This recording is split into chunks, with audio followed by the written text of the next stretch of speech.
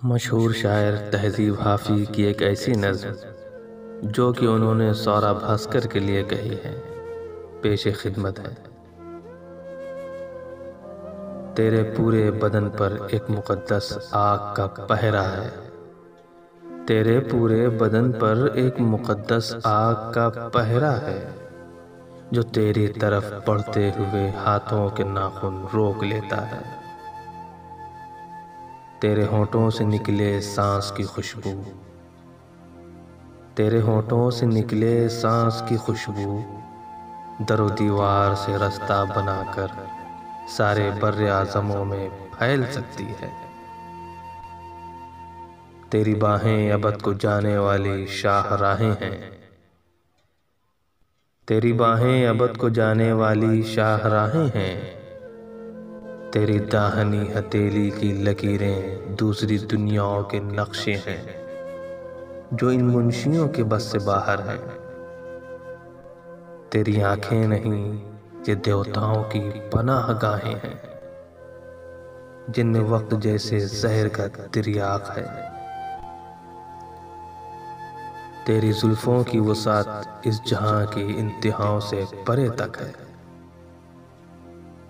تیری گردن کسی جنت کے پاکیزہ درختوں کے تنے کو دیکھ کر ترشی گئی ہے، تیری گردن کسی جنت کے پاکیزہ درختوں کے تنے کو دیکھ کر ترشی گئی ہیں۔ ہمارے جسم پر سے تیری پرچھائی گزر جائے تو ممکن ہے، ہمارے جسم پر سے تیری پرچھائی گزر جائے تو ممکن ہے کہ ہم اس موت جیسے خوف سے آزاد ہو جائیں۔ ہمارے پاس ایسا کیا ہے، ہمارے پاس ایسا کیا ہے جو تجھ کو بتلا کر ہم تجھے اپنی طرف مائل کریں یا اپنا قائل کر سکیں۔ ہمارے پاس ایسا کیا ہے جو تجھ کو بتلا کر ہم تجھے اپنی طرف مائل کریں یا اپنا قائل کر سکیں۔ بس اتنا ہے کہ اپنے لفظ برسا کر تیری چھتری پہ بارش پھینک دیں گے، بس اتنا ہے کہ اپنے لفظ برسا کر تیری چھتری پہ بارش پھینک دیں گے، یا تیرے چہرے پہ اپنی نظم کی ایک سطر سے چھاؤں کریں گے، دھوپ دے دیں گے۔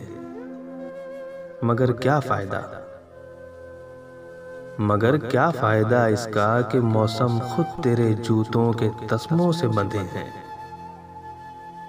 تیرے ہمراہ چلنے کی کوئی خواہش اگر دل میں کبھی تھی بھی تو ہم نے ترک کر دی ہے۔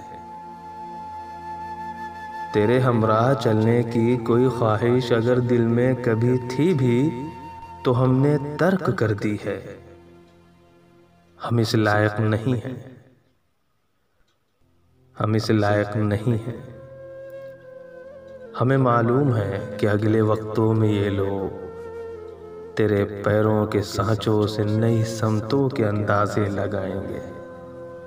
ہمیں معلوم ہے کہ اگلے وقتوں میں یہ لوگ تیرے پیروں کے سانچوں سے نئی سمتوں کے اندازے لگائیں گے۔